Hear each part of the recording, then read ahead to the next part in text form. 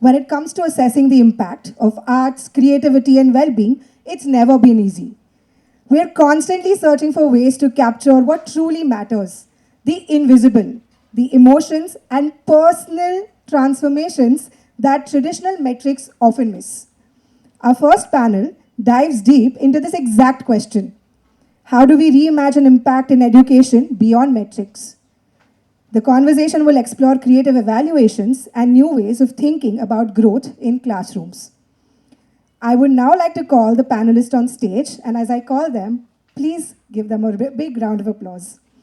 Beena Shah, Executive Director of Harish and Beena Shah Foundation.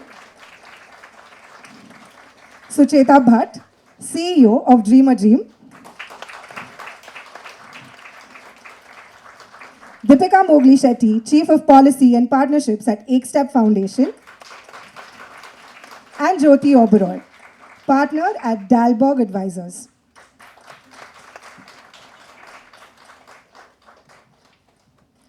To begin this panel, we have someone who brings a rare lens. One that moves us beyond metrics and towards meaningful connections and transformations in education. I am delighted to welcome the moderator for this panel, Sandeep Rai. Sandeep is the founder of The Circle and a long-standing change maker in India's education landscape. He began his journey as a classroom teacher with Teach for America and went to play a pivotal role in scaling Teach for India nationwide. He is the author of Grey Sunshine, a powerful reflection on the Indian education system, and serves on the advisory board of several impactful organizations, including Saturday Art Class. Through his work at The Circle, Sandeep continues to reimagine how learning spaces can spark possibilities, not just for students, but also for the educators who guide them. With that, I'd like to hand over to Sandeep to lead the panel discussion. Thank you for that very kind introduction. And first and foremost, Mansi, congratulations. I think, just as someone who's had the opportunity to watch, the privilege, I should say, to watch Saturday Art Class from a fledgling organization to where it is now, it is remarkable to see the growth and the impact that you all have had over the years. I thought that was a beautiful talk. I think to all the people that have been here supporting that pile, just a huge congratulations. It's quite incredible to be here with a room full of people who deeply believe in the power of the arts, and that's an assumption that I'm gonna make because you were here, but I'm actually gonna very quickly test that assumption. And so if you were in this room and you actually believe in the power of what arts can do for kids, can you just raise your hands? All right, so keep your hands up and everybody just take a quick look around. Pretty safe assumption to make, right? If you were in this room, but you also believe that our current schools aren't doing justice to what arts can deliver on, raise your hands. So nearly unanimous. Let's flip that question. If you are in this room and you believe that our current schools are doing justice to what arts can deliver on, raise your hands. Take a look around. So the big question is, why is there such a big disparity between those two, right? There's a disparity that we all know, but if we actually sit with and ask, well, why does it exist? Well, I think it starts by acknowledging that we have to figure out how to shift the narrative outside of the people in this room. We have to change belief levels outside of the people who are in this room who believe so deeply in it. And to be able to shift the narrative, well, then we have to acknowledge that we have to start by shifting what people believe. And so the question that we have to hold is, well, then how do you shift what people believe? And a lot of that we have to acknowledge rests through, how do you shift policy? How do you start to shift wider narratives? How do you start to shift funding and the role of philanthropy? And ultimately, we also have to acknowledge that in order to shift policy and narratives and belief levels and funding, well, we have to shift what we start to measure. You see, organizations and schools and institutions and classrooms, they're all incentivized by what is measured. It holds true for a private sector organization. It also holds true for a school. And over the last few years, we've seen that play out. We see the entire country mobilizing around shifting foundational literacy and numeracy. And a large part of that is for good reason. There's a lot of research that shows that it is needed. But it's also because it's very easy to measure. And if we ask ourselves the same question about arts, well, not that many people can come with a compelling answer of how do you measure it. And even fewer people can come up with a compelling answer to say, how do you take that measurement to then shift policy and narratives and funding and beliefs? And so we're joined by a really incredible group of people here to help us try to really get a little bit closer to that answer, to help us hold space on what for a long time has been a pretty complex question that not that many people have figured out how to tackle or answer. And so we've got some really diverse perspectives. It's going to be fun to dig in. I'm going to hand this over to some of you, and we're going to get this conversation started. Suchita, we're actually going to start off with you right now, and we're going to basically hold a little bit of this question around just measurement. And you all have really done some very innovative work at Dream a Dream on this, right? Tell us a little bit about, like, how do you measure whole child focus? How do you measure well-being at Dream a Dream? And what are you discovering and learning along the way? And what are the implications of that for people trying to figure out how to measure art? Thank you, Sandeep, for the introduction and for the question. Hi, everyone. It's lovely to be here. And yeah, what a great start to the morning. Congratulations to the Saturday Art Class team. So we at Dream a Dream, we are a 25-year-old organization. We have focused from the beginning till now on how do you develop life skills, today more commonly known as social emotional learning, in children specifically growing up in adversity, in circumstances of marginalization and socioeconomic backgrounds. And our journey has been the same. That's the question we have, I think, been asked the most. How do you measure life skills? How do you measure social emotional learning? And when we started exploring the question, just like in the previous slide, Payal was mentioning, all the research is mostly in the Western context, mostly assuming children are growing up in normal environments. And so what does it mean for them to develop social emotional learning? So our first foray into it was to develop the life skills assessment scale, which is among the very few scales which specifically measures life skills in children growing up in adversity. Now, why this is important is to understand that life skills or social emotional learning is a developmental journey. Children develop life skills as they grow older. Your confidence becomes more, your ability to think critically increases, right? So life skills is really a journey of development from a child to an adult. But if you're growing up in adversity, where you're exposed to violence, malnutrition, lack of love and care, no supporting environments, you are not developing like a normal child. So you might be a 15-year-old who still doesn't know how to negotiate with your siblings or doesn't know how to pay attention in class. You might be a 6-year-old who's still very scared to just step out of the house, just even separate from your parents. So these developmental milestones are not being achieved. So the life skills assessment scale basically measures social emotional learning in this context in children growing up in adversity. There are 5 parameters. It's a behavioral tool. But the most, I think, the critical aspect of it, it is not a benchmarking tool. It is simply about measuring development from where children are not able to demonstrate certain behaviors to are now able to demonstrate certain behaviors. It's been standardized in the Journal of Social and Psychological, I forgot the name. But that's a tool used across maybe 19 countries today, downloaded about 10,000 times from the research journal where it has been published.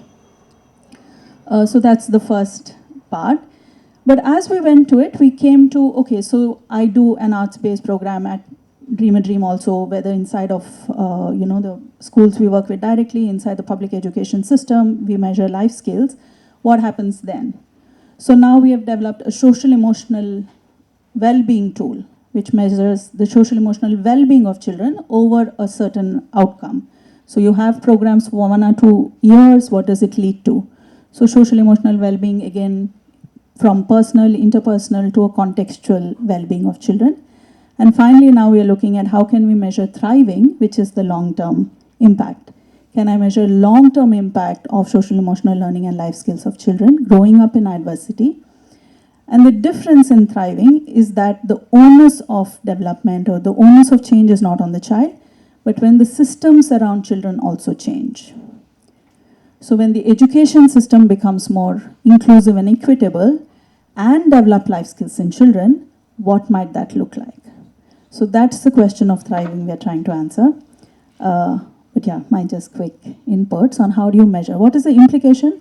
I think the implication is, it's not true that it's not measurable. You can measure life skills, you can measure social emotional learning. It must be contextualized for children growing up in adversity. And everything that's already been said, it must be the purpose of education itself. It can't be something like an add-on. When you make it the purpose of education, that's when measurements will change. That's when the focus on what we define as success will change. Yeah, thank you for that, Suchita.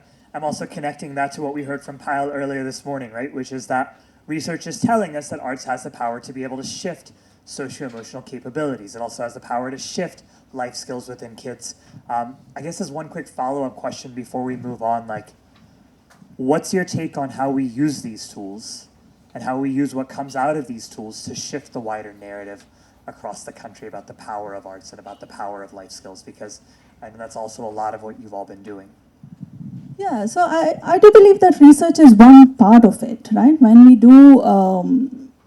we consider how to shift mindsets, how to shift narratives, research definitely plays a big role, but it's not really enough because there is enough research. Just like Payal said, and just like from all the work we have done, there's so many research reports you would find on our website, but they don't change mindsets because people still consider success in a very narrow way. We still consider that success is if a child can read and write, a success is they do well academically, success if they could just get a job.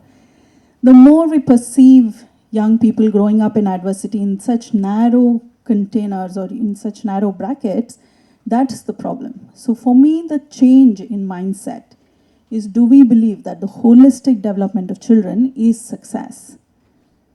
Do we believe that the well-being of children is success and that finally coming out of school is not a 10 standard marks, it's about a child who's complete and whole and confident in who they are and willing to deal with the challenges of life?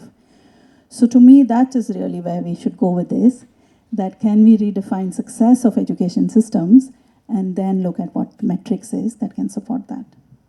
Yeah, can we use measurements and tools to redefine success and to shift what people believe is the purpose of education? A lot of power in that. Jyoti, I'm going to bring you into the conversation. From your vantage point, I know you've seen a lot of measurement tools. You've also seen a lot of innovative approaches to how you measure outcomes. What are you learning? What are tools you're coming across? What are you learning about how to innovatively measure arts and how that can also be used to shift mindsets and beliefs and wider narratives? Yeah, firstly, thank you so much, Sandeep. And congrats again to the Saturday Art Class team. And I'm really humbled to be here on this panel, especially given the illustrious kind of work that you have all been doing in arts education. I am coming at this from a slightly sideways angle, to be honest, in terms of the work that we are doing at Dalberg on monitoring, evaluation, and learning. I also want to say, I think this morning has already inspired me to tap into my own creative expression much more. One in I'm feeling very black and boring compared to this really vibrant room. But secondly, I don't have music in my life anymore, which was such a big part of growing up. So thanks already for the inspiration this morning. Great question, Sandeep. I frankly don't know where to start, but there's a bunch of thoughts. One is, recently, like over the last 6 months, we've been thinking about this concept of, quote, measuring the unmeasurable.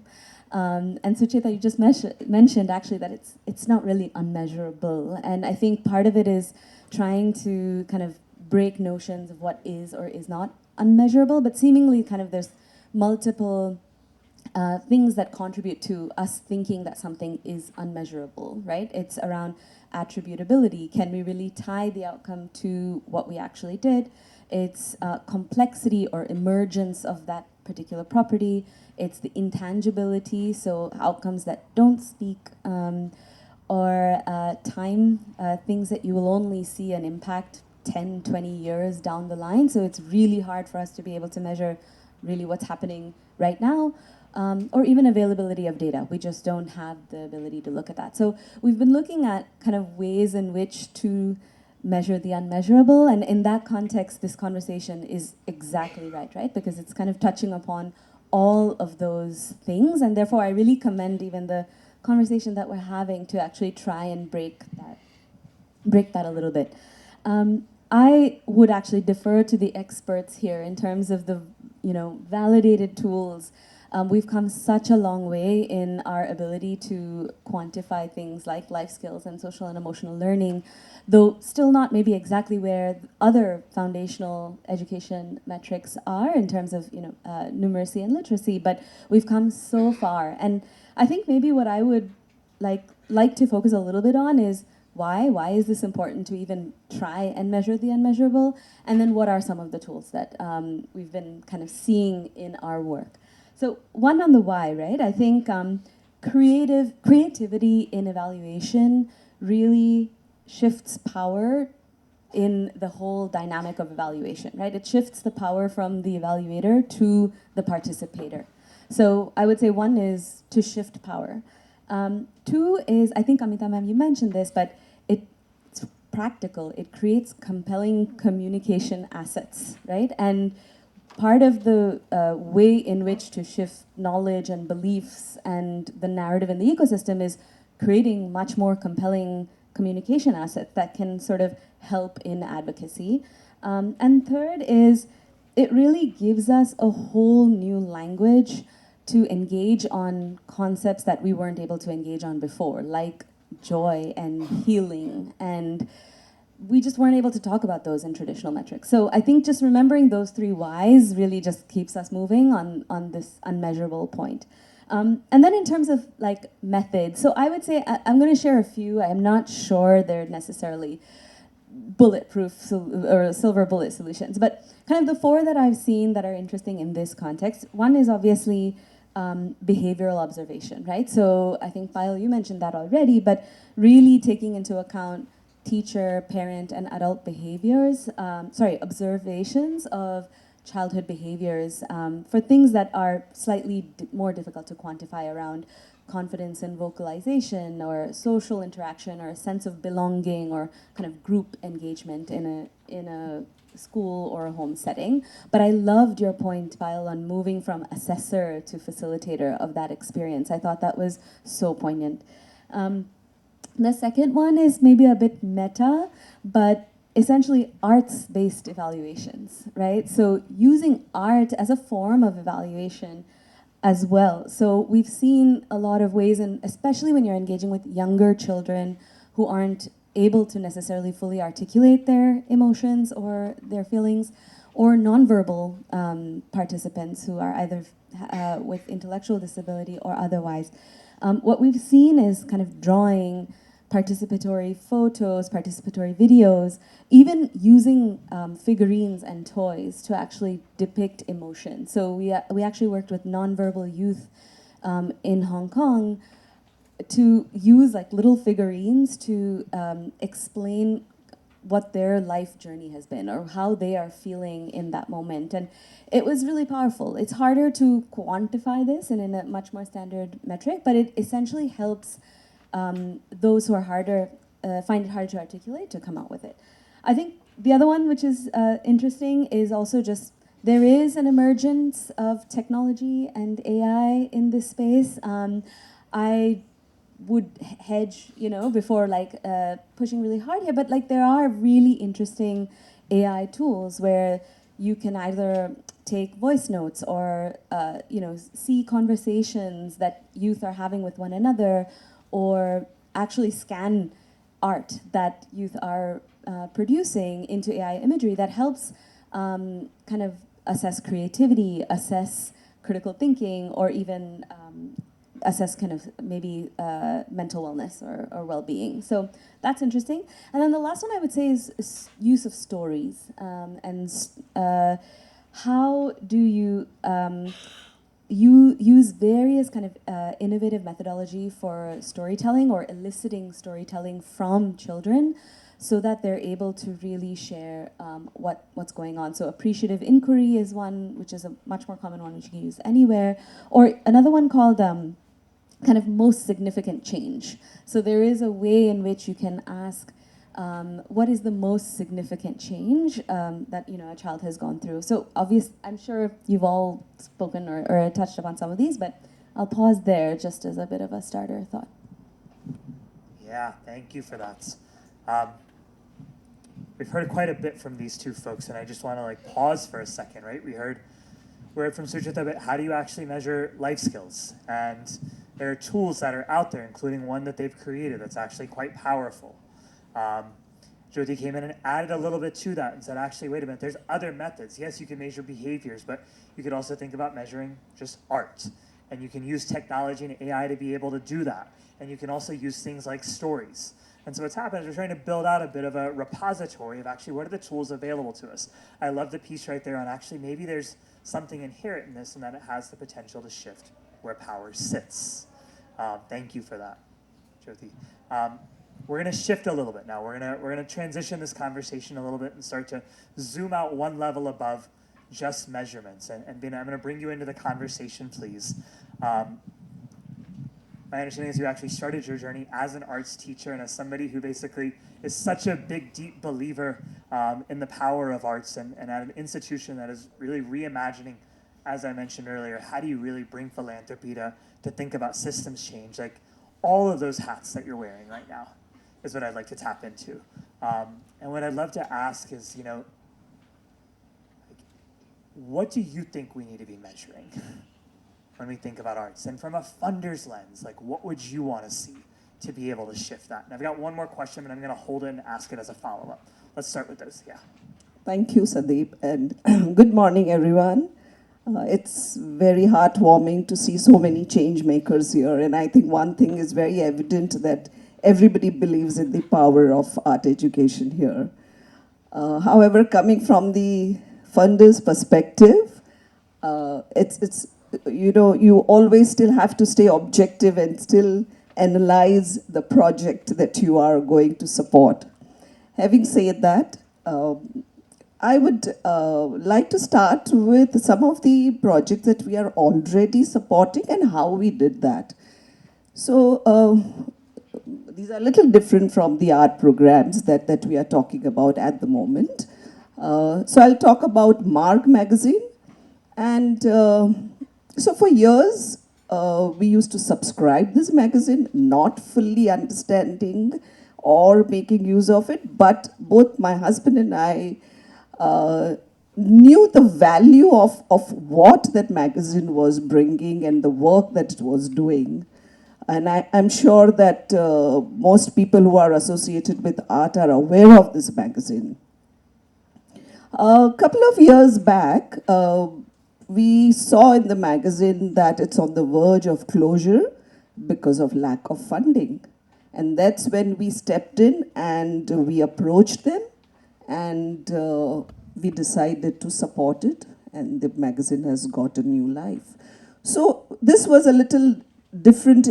We didn't have to follow the normal evaluation method. Second is MAP, Museum of Art and Photography in Bangalore, which I'm sure, again, everybody is aware. So again, this is not a typical museum where, you stand in the queue and you go around, walk and look at things, but it's quite a modern, modern innovation, and they're bringing in technology, and we felt that it was going to create more awareness, it's going to create, have more youth taking interest because of the technology. It's not necessary that you go there and gain anything. So that's how we became the founding member of MAP. Then there is Deccan Heritage Foundation that we support. And we came across them during one of our historical trips to visiting a monument near Bangalore. And we met this incredible founders of this foundation, 80-year-old lady from Greece and another 78, 79-year-old from Italy, and they were the partners. And we just came to know of the amazing work that they are doing in Deccan region, in not just, looking after the monuments and restoration and promotion of these monuments. Their passion was just absolutely, moving to us, and we felt that these are the foreigners, and they are so passionate about our heritage, and they are working so hard at this, and most of us were not even aware of this. So we thought it was our responsibility. And then we are partnering with them on a couple of projects, and one of that is restoration of a palace in Mysore, Jaivilas Palace in Mysore. Apart from that, of course, we are supporting Ashoka University, and which is School of Humanities, because we believe, and similar to what we are talking about today, that it's not just enough to do tech-based or the curriculum that we have, but it's important to have exposure to these humanities, whether it's history, philosophy, whatever, but that is necessary for students to become complete human beings.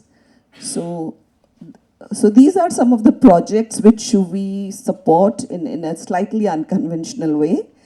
And we also supported Rekhta, which is a platform for literature.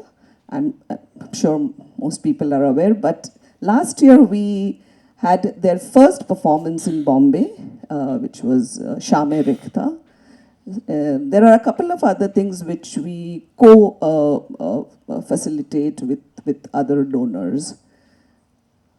Coming to your question about how do you support art education, and as a funder, yes, we still need to look at certain criteria, which I think most of it is already talked about. I think what we would look at is the mission, the goal that program is kind of trying to fulfill, which is very important because that has to resonate with us in the first place. And secondly, the theory of change that is designed, whether it facilitates that goal. So what are the inputs, what are the processes, and what are the outcomes?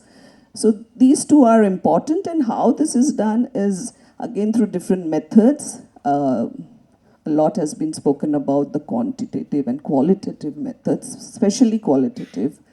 And it's exactly what I had in mind is already, it was very, very nice to see in Saturday Art Class report, and also to hear from Suchita and Jyoti. What we would look at is, yes, in terms of, it's important to measure children not just in the traditional method, but with this qualitative measurements. And the way too we would look at is, for example, their portfolio of, let's say, artwork, and to see what it was when it started and what it looks at the end of the first term or second term, to see the progress. Other would be the or some videos or photographs to see how their confidence is improving in terms of their communication or the confidence in speaking in front of the crowd. Also very important is the testimonials of the teachers, of the facilitators, and the parents. So that community engagement is also very important.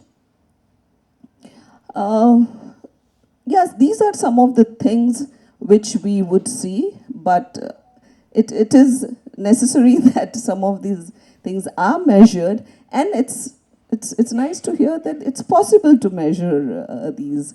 So we not paying in too much importance to the quantitative methods, but it's still important to see these outcomes are, in what way it is linked to the numbers, like how many times has the child attended the school or not attended, how many classes has the teacher taken. So these are some of the things that we would look. Also, how much the organization is giving importance to their team development, to their capacity building of the team. I know that a lot of CSR funding doesn't come from for this. That's why some of the organizations hesitate to bring this to the funders. But I think it's very, very important that this is built, because if you are looking at scaling, you cannot just scale your main goal until your foundation also goes up with that, which means more people, more training. And also the training for the facilitators has to be sharpened regularly, right? Sharpen the saw is necessary for everybody. So you can't just have the students doing that. The teachers, the facilitators also have to keep doing that. So funding is needed for that too. And we are very open to support these things. We are flexible in our funding. We sometimes do tell the organizations, okay, I think you are not ready for this program until you have expanded your team, or sometimes we've seen they don't have a place, a proper place to even work. So we have supported organizations for their office, for their team building. So that's what we try to do. Unfortunately, I think the CSR funding is still not getting flexible. It's still not giving a long leash, which is again very important. If organizations that are present here have to experiment, have to do, team building, etc. So I think one of the things that the organizations have to do when they approach the companies is to request for these things, build it in your program. It's not just whether the child has done well or no, but it's a whole ecosystem that we support. Yeah, thank you so much for that. I mean, it's heartening to hear such a big focus on capacity building, but also you saying, like, actually we need to be looking beyond the quantitative measurements, and we need to be drawing correlations, and we need to be asking ourselves, what are we qualitatively seeing? I also love those 5 projects you outlined, from monuments to a school of humanities, to, how do you actually use magazines and print to be able to shift perceptions and beliefs? If I zoomed out one level further, and asked you, like, when you think about the role that philanthropy should and can play to shift attitudes, to shift perceptions, to shift beliefs around arts, like, what's the role of philanthropy as you see it to be able to shift that?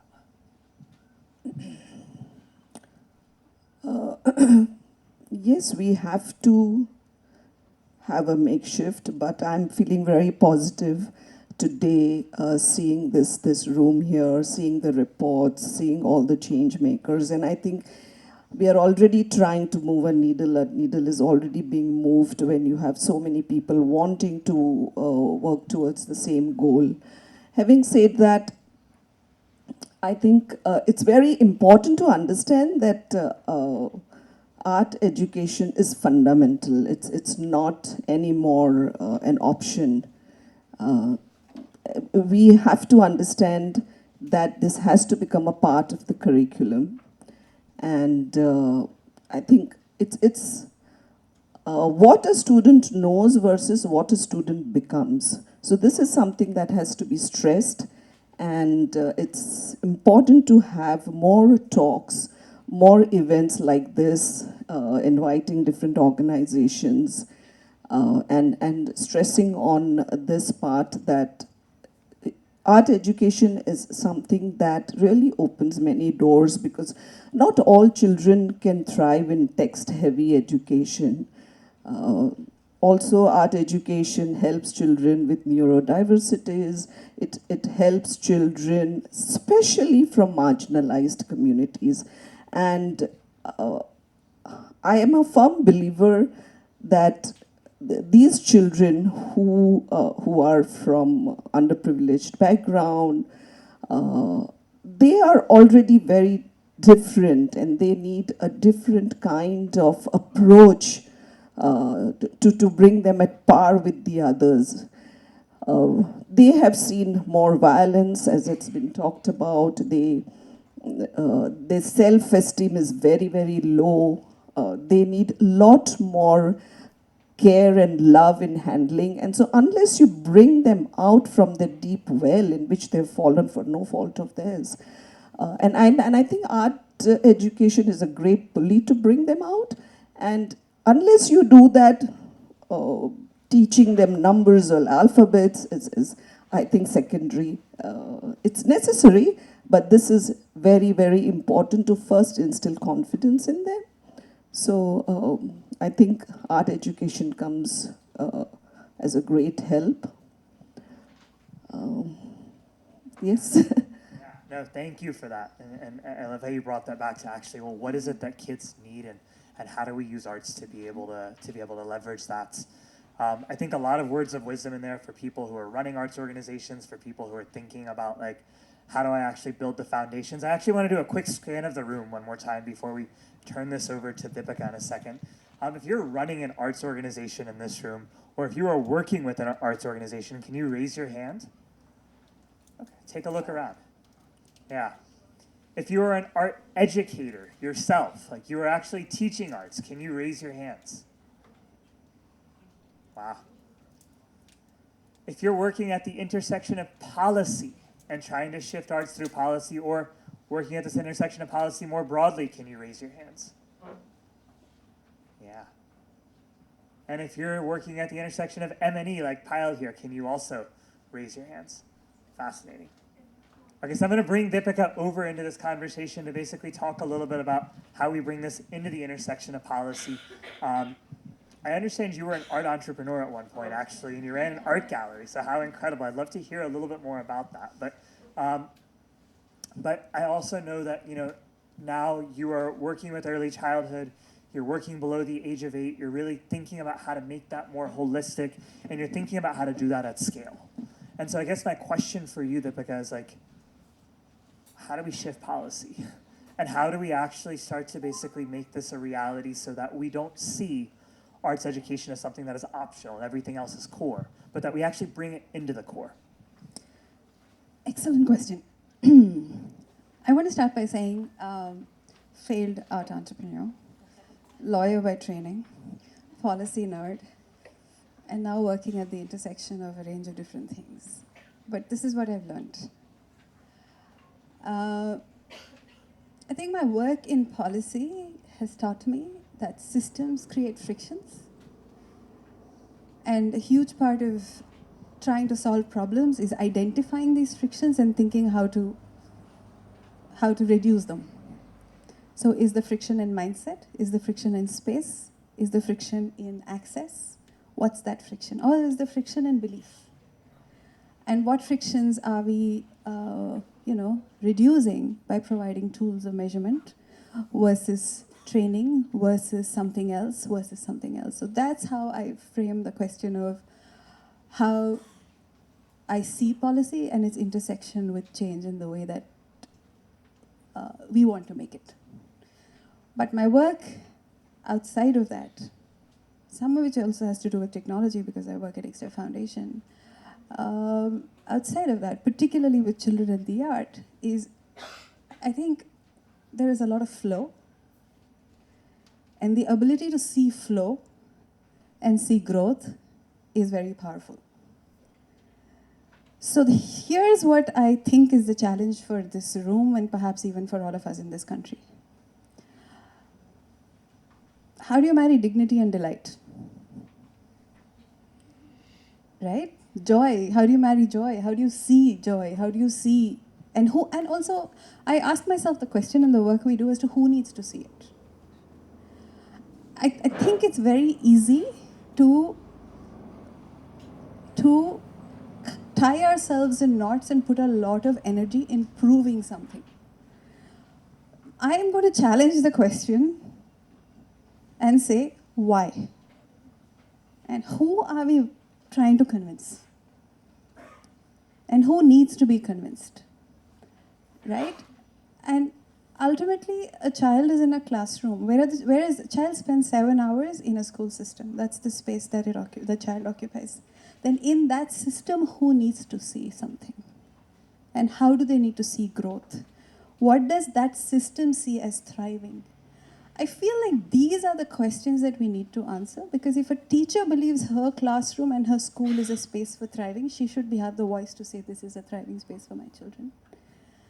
If a child is seeing art as being meaningful for them, the voice of the child is perhaps the most important voice. Everyone else, no matter what they are doing, is evaluating the child.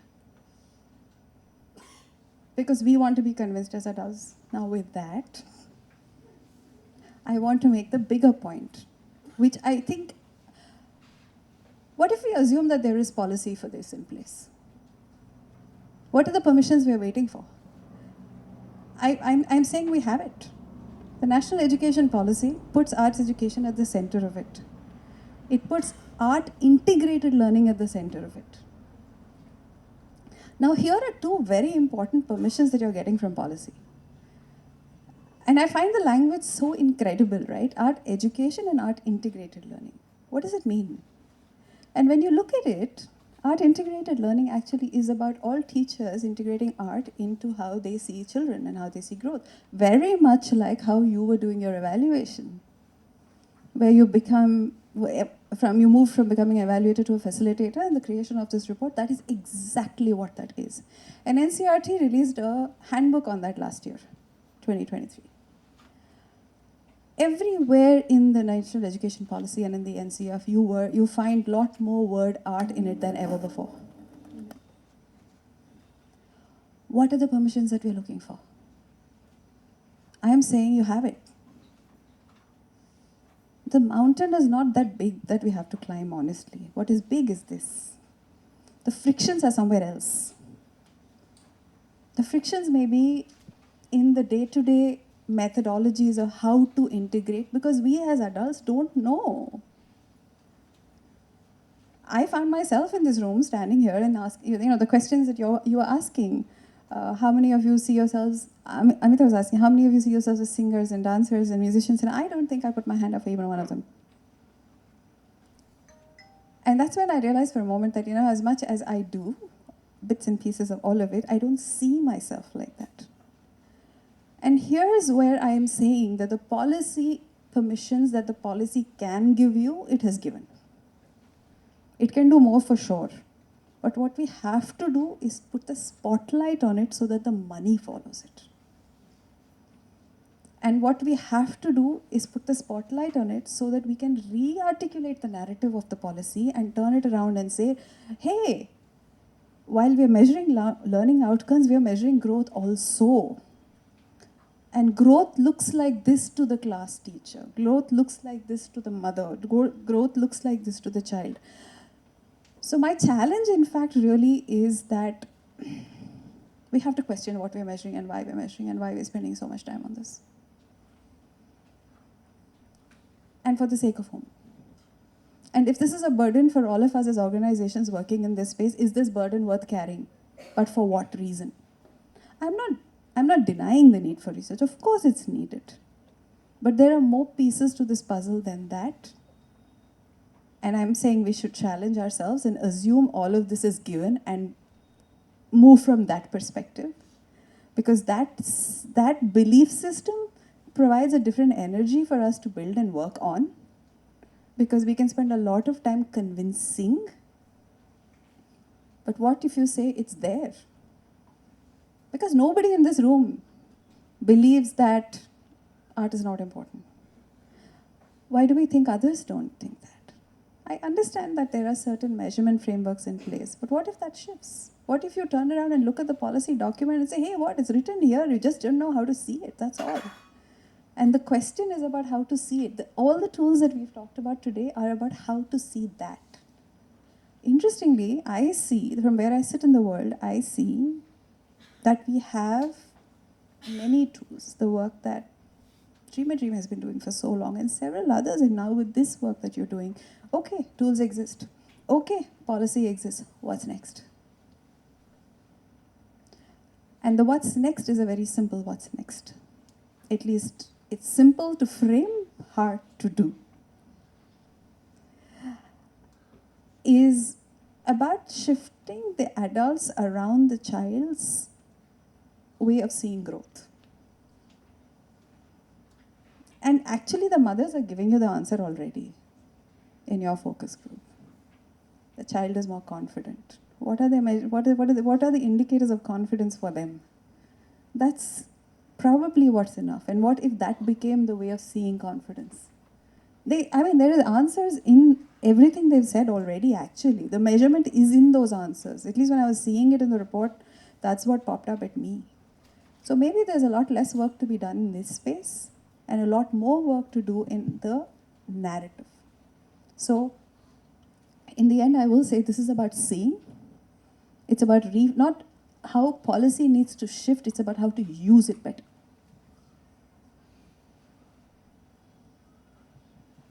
And therefore, then shift it more after that. It has gotten to a certain point, use it better, then move it to the next step. I think we've got it. We just have to do it. I love those gentle provocations. Thank you for that. I think like a couple of things I heard there, you know, like I think I heard like actually, do we need to be convincing people? And actually, what if we shifted it from convincing to spotlighting? And if we basically made that shift, well then, actually maybe we should acknowledge also that, well, maybe the real stakeholder we need to be talking about is the teacher and the parent and the child and what matters to them, and are they able to see it? And maybe agency sits there. And the third is, you know, well, actually maybe we should acknowledge that there actually have been quite a few policy shifts, something that Jyoti also alluded to over time as well, that we've come a long way. And how do we use what is there, which actually takes us into a conversation of the how. Yeah. Okay, we've heard a lot. My mind is buzzing. Before we open this up for questions, I'm actually going to do something, and hopefully it works. And so I'm going to get you to turn to the person next to you. Like, I've got about 20 different thoughts going through my mind right now. What's the biggest thought going through your mind right now, right? With the person next to you, what's the biggest thing most sitting with you as you've heard from these four incredible people right now? What's most sitting with you? And then we're going to open it up for questions. Before you go, though, I'm a little worried about how I'm going to bring this back together. So when my hand goes up, just come back together, yeah? Okay, go. With the person next to you, what's most sitting with you?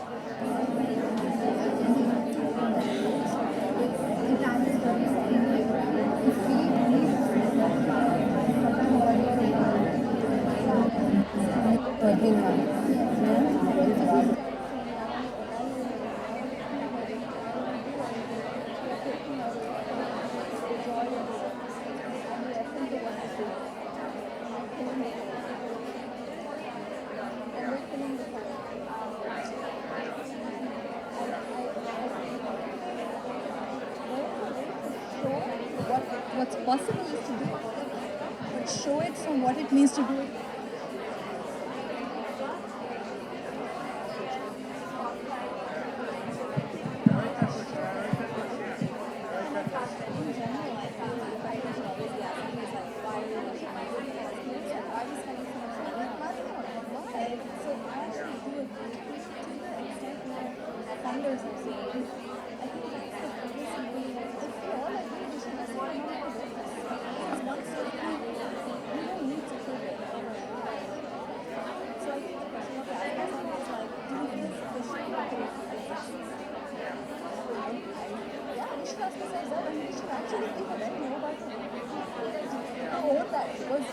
You can say that if there is 14 things in policy which say it, and you actually implement it, spaces for classes outside, then you're there. Don't waste my time. Yeah.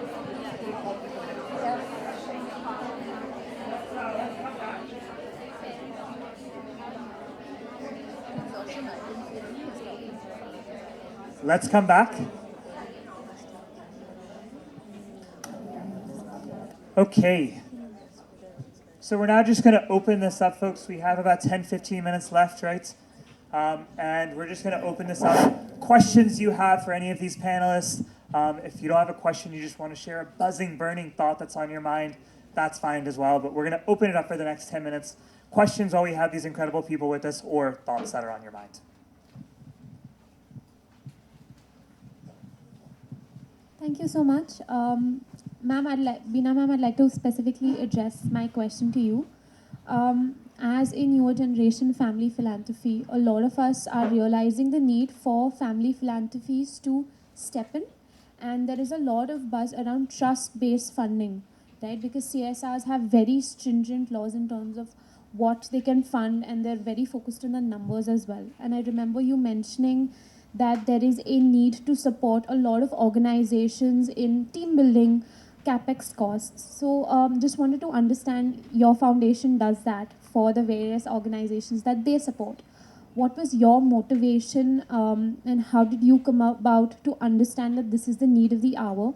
And any advice for any other foundation as to how they can go about doing that, supporting their organizations through this? I think it's a simple trust and belief, first of all, with your organization, with your partners. I think it's time that we look at each other as co-partners trying to solve a problem together, be a little more open and transparent with each other, the funders, as well as the organizations when they pitch for funding. It's sometimes, I mean, they don't have to pitch what the funder wants to hear. Let them pitch what they believe in. Let them pitch for what are their needs. And if you are, I think, a mature donor, you will see that one cannot just achieve a goal without supporting the other parameters.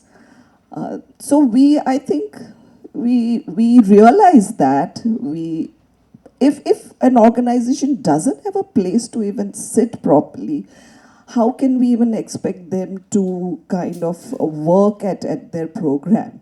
So it comes very naturally. But at the same time, I understand that CSR funding has its own limitations. But I think we have to talk more about it. We have to push them. I don't know how many of you all have tried that. I think if it's done, probably there could be some amount of difference.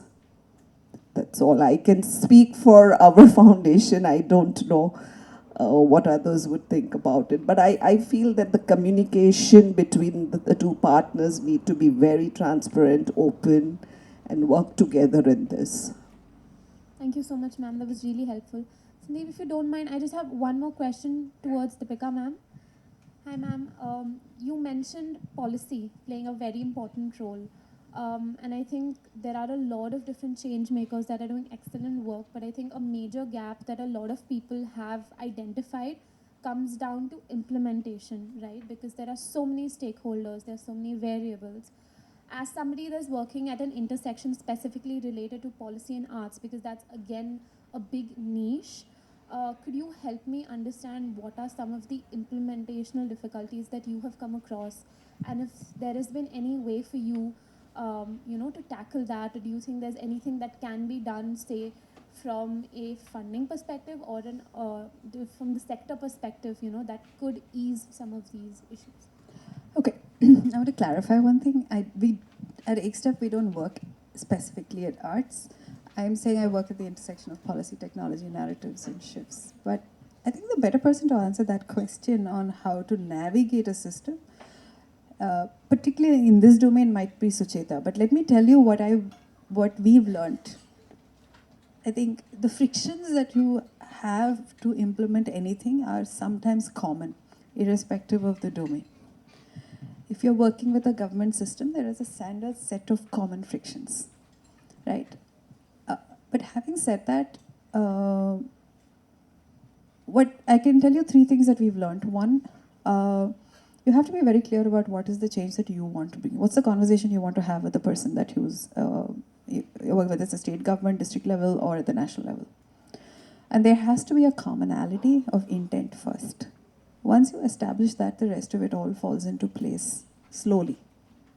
Yeah, but the commonality of intent is a very, very important one. And that's where perhaps the friction in this conversation is to give art the importance enough, so irrespective of who you talk to in a system, they recognize that, oh, I have to do something about art. At a base level, I have to do something about art is a starting point of a conversation. And we have found that the best way that works is you have to find an ally. And there's always an ally somewhere. And you build from that. And secondly, you have to meet them where they are.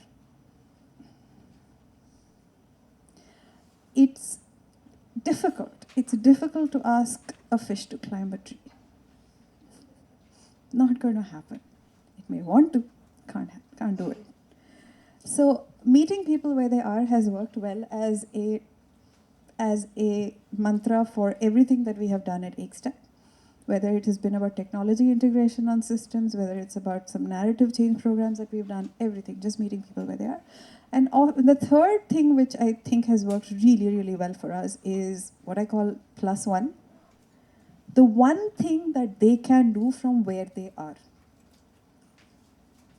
So if it is a DVEO, what is in their control and what is the one thing they can do and where they can own the change and the success and they can see. So from that perspective, I think these are 3 generic sort of commitments I have, which we've seen work in a bunch of different domains.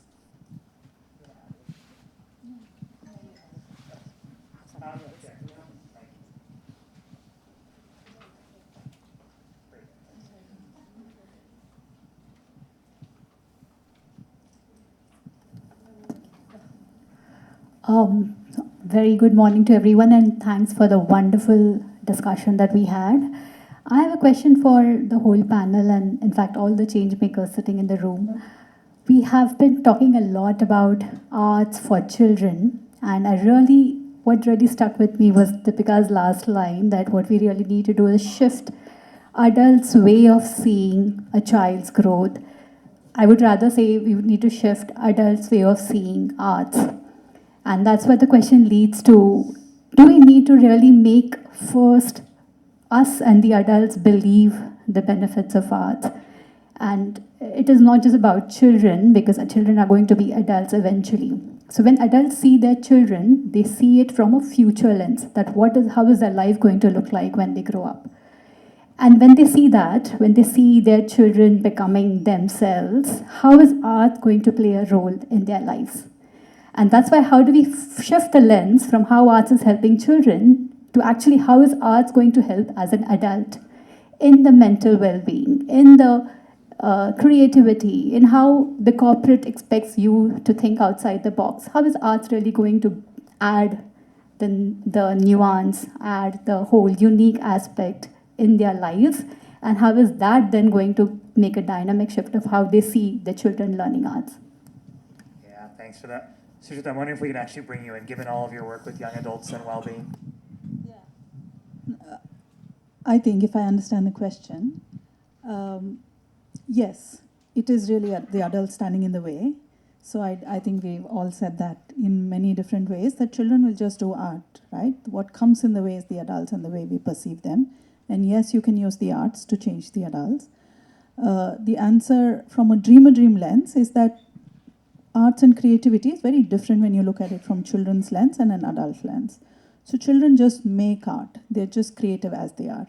In adults, you have to unlock it because, as Mrs. Upadhyay was saying, we lose it over the years. We lose touch with it.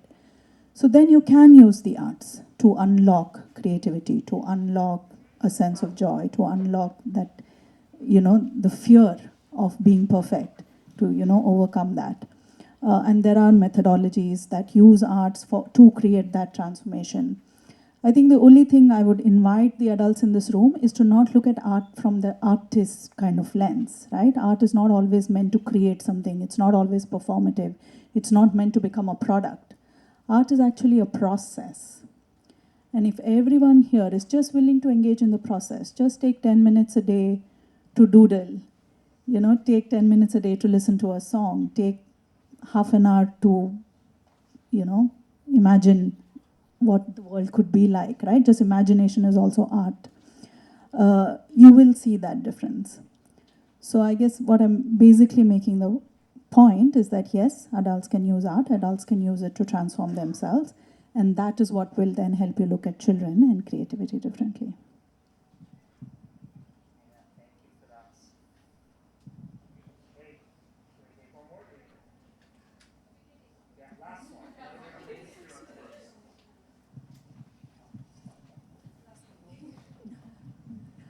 Good afternoon, good morning, everybody. I'm Antara, and I'm not sure if this is really a question, but maybe a thought that came to my mind after listening to all of you. Is that I run something called Sunday Class, which is a free STEM school for underprivileged children, and one of my girls wants to pursue humanities after class 10, but her parents, who are illiterate, having grown up in India, even they believe that it's the sciences that is going to take her forward, and are basically not allowing her to take up humanities, saying that what will you do? So I think that perspective is in India, especially I think is so strong that the adults, like you said, ma'am, are the ones who come in the way. So the girl wants to pursue something. She's sure that she's going to do well in arts, but her parents are insisting that she becomes a doctor or an engineer, because at the end of the day, that's where the money comes from. And when, and she's from an underprivileged, marginalized family. So of course, that is what you want. So I think that's another thing we have to look at when we're talking about art is, unfortunately, it has to be turned into something that will also get you money. It will become your source of income. Only then I think parents, especially in the underprivileged section of society, will allow you to pursue it. It's unfortunate, but I think that is the reality in our country. So I don't think I really asked a question, but yes. But I am going to counter. Yes, please go ahead. Please go ahead. I'm going to counter your comment that yes, all of us need financial stability, and one of the reasons why children go to school is to build the skills to get financially stable. Having said that, I don't believe the answer is what you're suggesting. I think we should change what we think is success. If you're going to equate success to money and financial, right, having money, we are just going to end up in the same rut. So the point is that while I understand, of course, a parent in a marginalized background want their children to do well financially for themselves and for the child, I think we as society need to start looking at much more broader definitions of success, which is not just economical and is well-being. So if all of us say, yes, the purpose of education is the well-being of the child, the purpose overall is while they get a job, are they actually happy? While they get financial income, do they feel agency? Do they feel a sense of empowerment when they do their job? I think that's the question we in this room can shift. And that will then change what a marginalized mother wants for the child.